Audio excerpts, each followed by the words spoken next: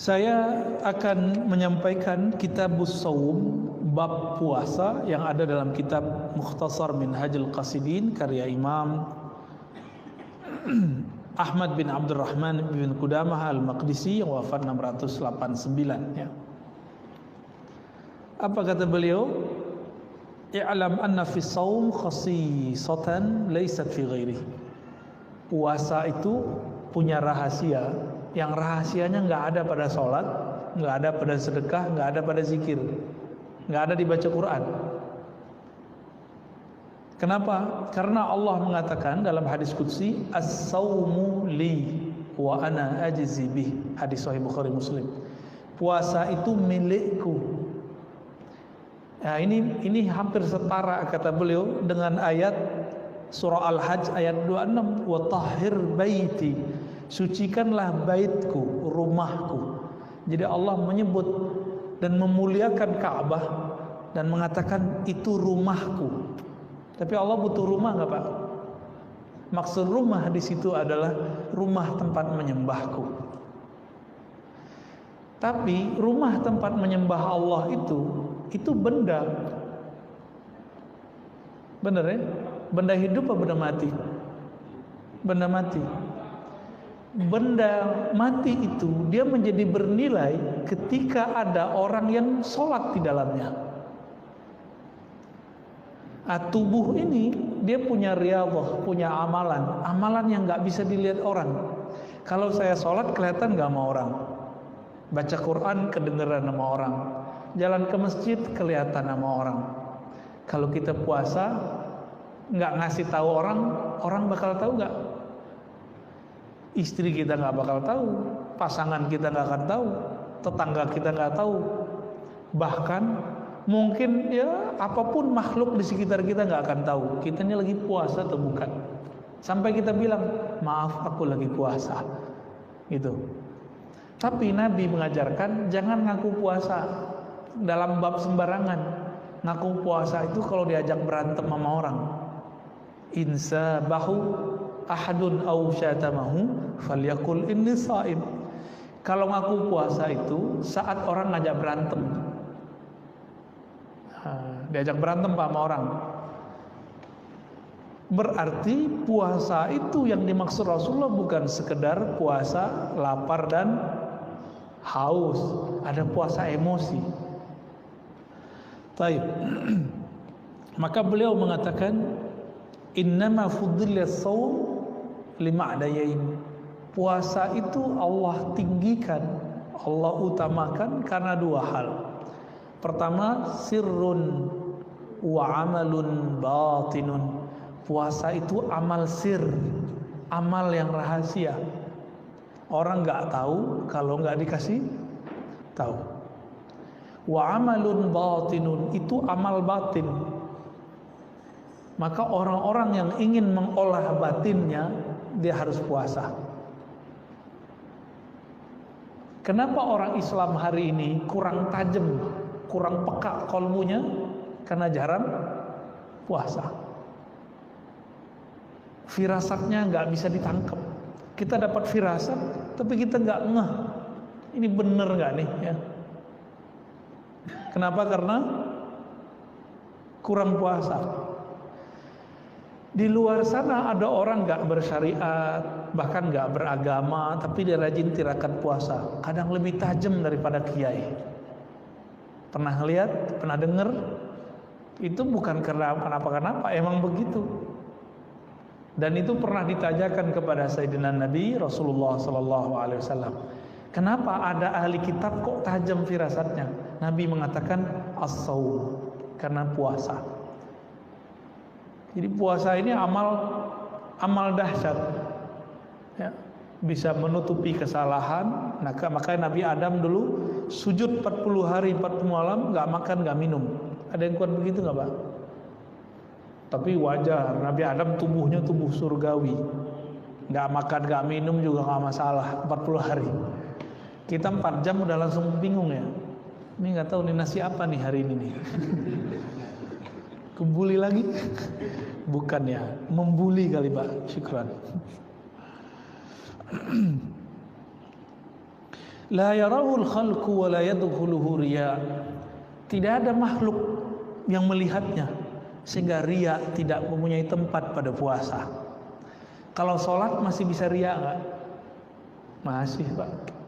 Coba aja cek sendiri. Kalau rukunya, sujudnya lebih lama di masjid, di rumah ngebut, itu ciri-ciri riya. Ciri-ciri riya harus dibenahin tuh. Tapi kalau sujudnya di rumah, sujudnya di sini sama panjangnya, insya Allah ini udah mulai stabil. Riyanya bisa dihalau. Riya ini kan perasaan dilihat orang. Perasaan dilihat orang beramal namanya riya. Kalau sombong, perasaan dilihat orang punya ilmu, punya harta. Nah, sombong orang punya harta itu nggak lebih parah. Yang parah itu orang kalau merasa punya ilmu. Ini gawat, Pak. Kalau punya harta, sholat hilang rasanya. Tapi kalau orang punya ilmu, dia sujud pun kolbunya belum sujud. Kenapa? Karena dia merasa dirinya berilmu.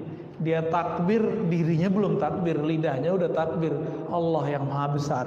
Tapi dalam dirinya dia masih mengatakan, ilmuku lebih besar, lebih banyak daripada imam. Nah, itu hati-hati tuh. Jadi beda riya sama sombong apa? Ini kita ulang-ulang, Pak. Dulu awal ngaji di sini saya pernah jelasin itu.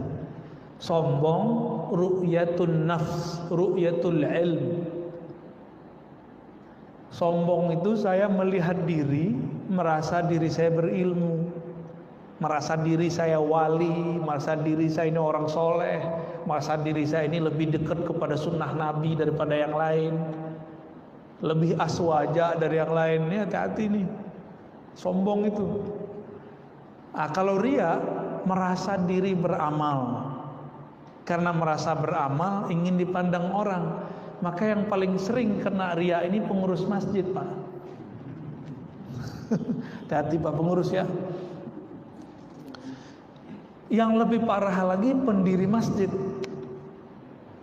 Nah, pendiri masjid ini gampang sekali setan mau menggugurkannya. Jadi setan tuh intai terus. Karena Allah itu ganti. Orang yang bangun masjid Allah bangunkan nanti surga. Allah bangunkan surga. Maka setan tuh nunggu supaya surga-surga yang sudah kita bangun itu, istana-istana yang sudah kita dapatkan itu kita merobohkan kembali. Gimana caranya? Dia nunggu kita konflik. Bapak yang dulu bangun masjid ditunggu konflik dengan pengurus baru. Nanti kalau udah konflik, setan ngomong, kamu bilang dong, ini masjid kalau bukan karena kamu nggak jadi. Tunggu aja Pak, nanti setiap masjid orang akan ngomong begini, benar nggak? Dan saya udah ketemu sering orang-orang yang cuma jasanya beberapa di masjid ngomong, kalau bukan karena saya masjid ini nggak jadi. Dia sudah punya istana di surga, langsung roboh. Roboh semua itu. Nauzubillah min dzalik. Maka pengurus masjid, pendiri masjid, tolong jangan ungkit-ungkit yang begini, ya. Puasa dulu deh, ya, latihan puasa. Yang kedua, annahu qahrun li'aduwillah. Sesungguhnya puasa itu bisa melemahkan musuh-musuh Allah. Qahrun ini kan secara bahasa artinya bisa memaksa, melawan, cuma bisa puasa. Jadi kalau ada orang nanya, Ustadz ada gak zikir melemahkan syahwat? Gak ada, yang ada cuma puasa. Kok begitu? Jadi kalau antum nih baca Quran, khataman, zikir 1000-an, mata masih bisa jalalatan Pak. Serius. Syahwat tamah menjadi-jadi. Karena zikir mazakar itu beda tipis saja, za sama zi. Serius. Maka kiai itu banyak istrinya, wajar, zikirnya kuat, yang satu lagi kuat juga. Obatnya cuma satu, saum, puasa. Ini PR kita semua, PR saya juga. Ya. Li'anna wasilatal aduwwi syahawat. Ya. Kenapa? Jadi perangkat senjata bom atau nuklirnya setan itu yang paling dahsyat itu namanya syahwat. Ya, syahwat ini keinginan rendah. Jadi kita ini nggak ada yang selamat, Pak. Saya apalagi tiap hari ketemu yang macam-macam, Pak. Ya, mulai dari jamaah yang begini sampai begitu setiap hari. Godaan saya lebih kencang dari Bapak. Jangan dikira saya selamat. Enggak, saya nggak selamat. Kalau Allah nggak bantu saya nggak selamat. Maka mohon doanya, semoga saya selamat. Amin ya rabbal alamin. Dan kita juga doakan Bapak Ibu ya, semoga selamat juga. Ini berat persoalan ini. Dulu Barsisa lewat karena masalah ini. Ya. Barsisa lewat di Sahih Bukhari kan disebutkan itu persoalan ini. Tapi ada juga seorang perempuan yang sering kita lihat, mungkin kita jijik kalau ngelihat begitu. Perempuan bari, ya. Perempuan pelacur, PSK, Allah ampuni, bukan karena dia ngapa-ngapain, tapi cuma karena ngasih. Nah begitu. Jadi agama itu gampang-gampang susah. Dosa besar. Tapi kalau mau diampuni, gampang sekali jalannya. Maka saya katakan kepada diri saya, kepada kita semua, kepada semua para pendosa, semua kita ini pendosa, jangan putus asa dari rahmat Allah. Siapa tahu dengan amal sedikit Allah angkat kita. Jadi kadang-kadang ada amal yang orang gak sangka-sangka, karena amal itu Allah angkat dia jadi waliullah. Kalau versi kita nih, perempuan yang tadi pelacur itu Allah ampuni dan dijadikan kekasih Allah cuma dengan ngasih si guguk. Lah sekarang ada ustadz katanya mau nabrak anjing, Pak. Jadi wali nggak tuh? Jadi wali Allah apa wali setan?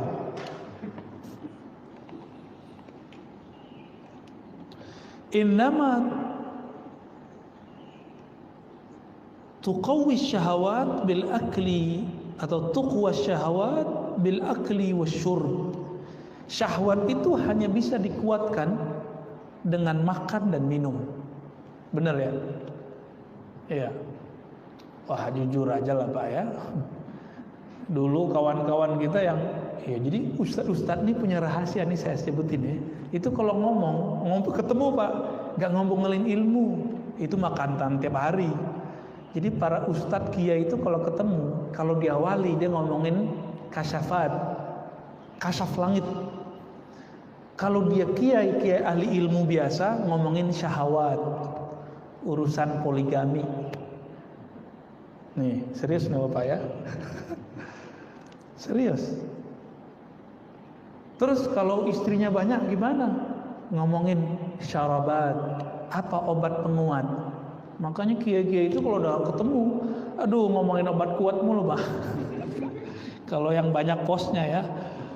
Maaf ya Pak Kiai. Madamat ardus syahawat mukhassabah fasyayatinu yataraddaduna ila dhalikal mar'a. Selama lahannya syahwat ini disuburkan dengan makan dan minum, maka setan pun gampang nyangkulnya. Gampang setan nyangkulnya. Wa yatruku syahwat wa yutraku syahwat tudiku alaihimul masalik. Jadi dengan meninggalkan syahwat, mengurangi makan dan minum, ini bisa melemahkan darah. Jadi ternyata syaitan itu mengalir di darah, benar ya? Jadi orang kesurupan sama orang kesyahwatan itu lebih gawat orang syahwat. Kesurupan tinggal dibacain dikit sadar, Pak. Nggak usah dibacain, kasih aja tuh bawang putih, kasih ke hidungnya, sadar itu Pak. Ya, balik lagi kesadaran dia tuh, nggak usah dibacain aneh-aneh. Ya, nggak bisa kasih tai kucing, Pak. Pasti sadar itu, kabur itu ya. Itu versi teman saya itu, versi jalan lain. Tapi kalau dulu kita dapat pakai bawang putih yang baunya keras, sembuh. Tapi kalau orang syahwat dikasih bawang putih tambah kuat Pak syahwatnya. Malah itu penguat ya. Kalau orang makan, minum, bahkan olahraga, orang kalau makan, minum, olahraga, lengkap sudah, syahwatnya berlipat. Karena hormon bahagianya masuk. Kalau makan minum doang paling penyakit, tapi kalau makan minum olahraga, waduh masya Allah. Apa yang terjadi? Darahnya kuat, uratnya kuat, ototnya kuat. Wah, itu menjadi senjata luar biasa bagi setan. Ya. Maka jalur pintas untuk mengatasi itu cuma puasa. Jadi puasa itu bekamnya setan. Jadi hijamahnya syayatin puasa, hijamahnya darah buang darahnya. Maka bapak-bapak yang kolesterol, kalau mau hijamah kurangi dulu konsumsi obat pengencer darah, ya. Minum jamu yang dianjurkan oleh ahli herbal, baru dibuang Pak. Itu cuma bisa dibuang, nggak bisa diapa-apain. Ngapain darah disimpan-simpan di badan kalau kotor? Buang aja. Maka Nabi SAW ketika dimi'rajkan ke langit, beliau dipesani oleh Jibril, "Hai Muhammad, ihtajim. Hai Muhammad, berhijamahlah engkau, berbekamlah. Coba amalkan Pak sunnah ini. Nanti punggungnya yang berat-berat itu, kepala yang sakit-sakit itu, ini tanda kolesterol kan beratnya di sini. Kalau orang stres di sini Pak." Beda tuh ya. Kalau kena corona di sini dia stres dia. Tapi kalau di belakang, apalagi yang suka santen-santen tuh ya, soto Betawi itu santen kan, rendang Padang tuh, gaji-gajihan. Kalau gaji mah kita seneng Pak. Kalau gaji yang itu tuh, itu cuma bisa dibuang, buang aja. Orang Barat kan nggak punya pengobatan ala ya dicabut-cabut gitu darahnya, nggak ada. Pijit kan nggak ada, akupuntur nggak ada. Mereka mainnya ngobatin darah. Kalau kita jalur pintas, buang darahnya. Sama. As-saumu hijamatus syayatin. Jadi ini boleh kita sebut sebagai sebuah istilah. Puasa itu hijamah, mengeluarkan syaitan, melemahkan syaitan. Ya, mau nggak ngelemahin syaitan? Ya kalau nggak sempat Senin Kemis puasa Daud, minimal puasa 3 hari dalam sebulan. Ya jatah badan itu Pak.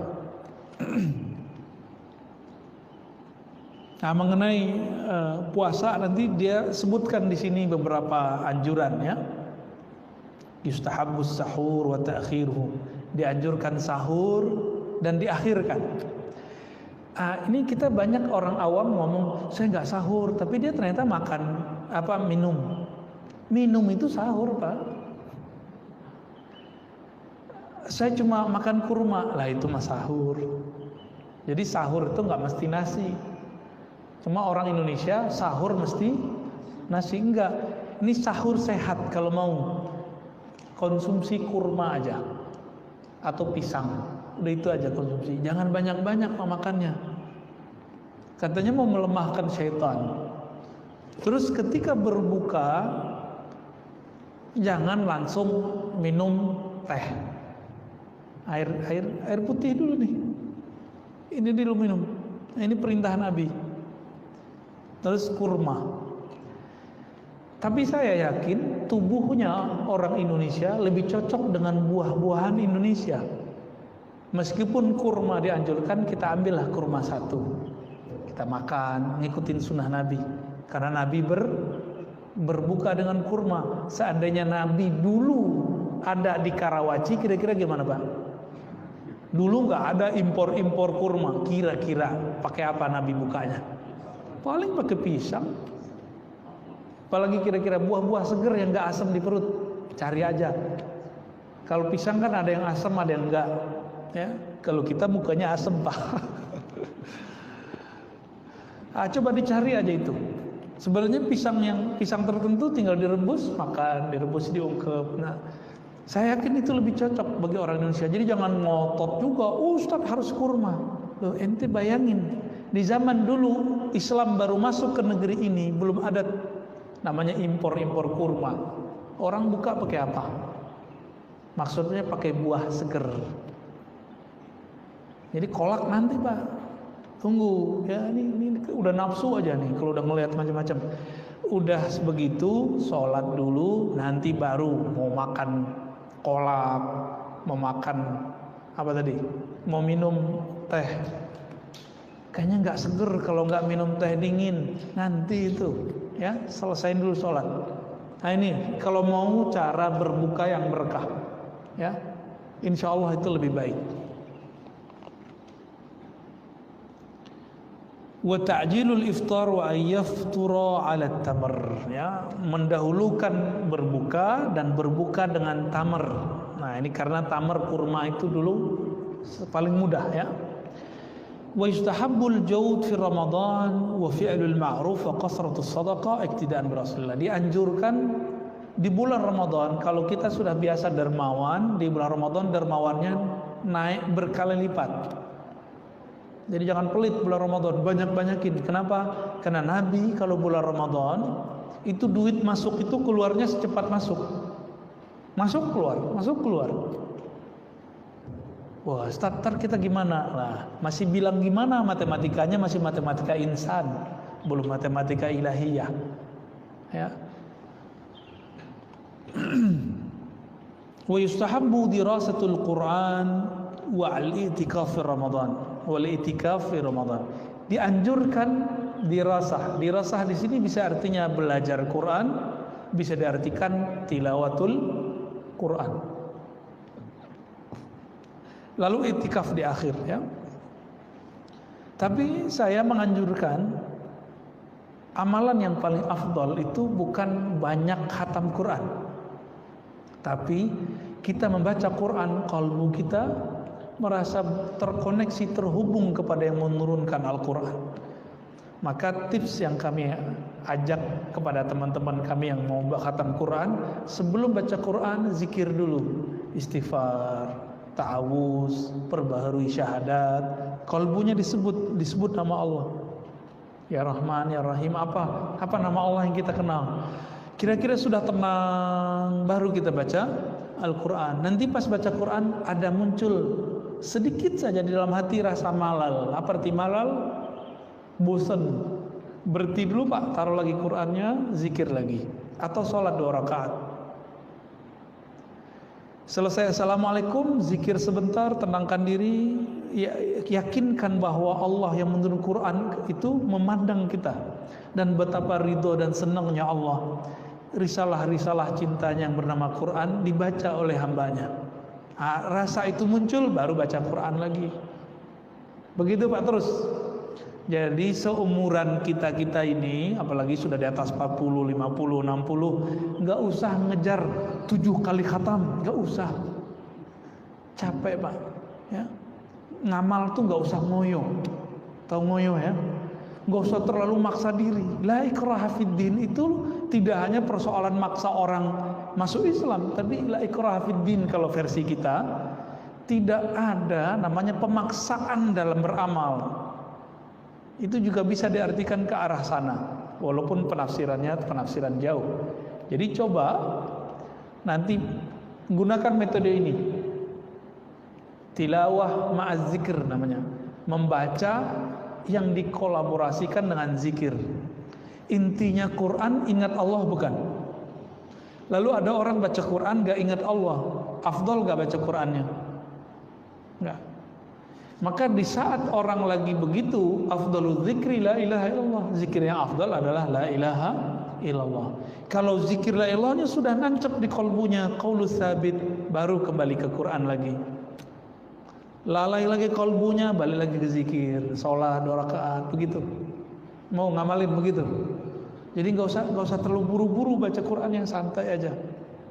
Ya, mau Pak begitu. Jadi Ustadz saya ikut komunitas ini, komunitas itu. Udah, ini komunitas buat diri sendiri, jadi komunitas diri sendiri. Kapan kita akan bisa mengatur diri kita sendiri Pak? Kenapa khatam Quran aja harus pakai komunitas? Ya, tanda kita lemah. Makanya Sayyidina Ibrahim Al-Khalil alaihissalam, beliau itu disebut Allah umat. Dia sendiri tapi disebut umat. Kita banyak mungkin belum disebut umat karena kita lemah. Beliau sendiri bisa mempengaruhi orang sekampung, senegeri. Kita untuk mempengaruhi diri sendiri aja nggak bisa. Ntar gimana kalau sakaratul maut datang? Datang sakarat, apa arti sakarat? Mabuk. Kalau nggak bisa mengendalikan diri, lewat Pak, su'ul khotimah. Maka sebelum itu terjadi, latihanlah. Latihan mabuk capek, mabuk bosan, ya. Jadi kita berharap jangan kejut-kejutan kalau beramal, santai aja ya. Ala bi dzikrillah tatma'innul qulub. Ketahui hanya dengan zikrullah. Quran kan zikrullah, tapi kok buru-buru. Kalau baca Quran mestinya tenang. Tapi banyak orang baca Quran kok malah tambah galau, mikirin khataman, ya.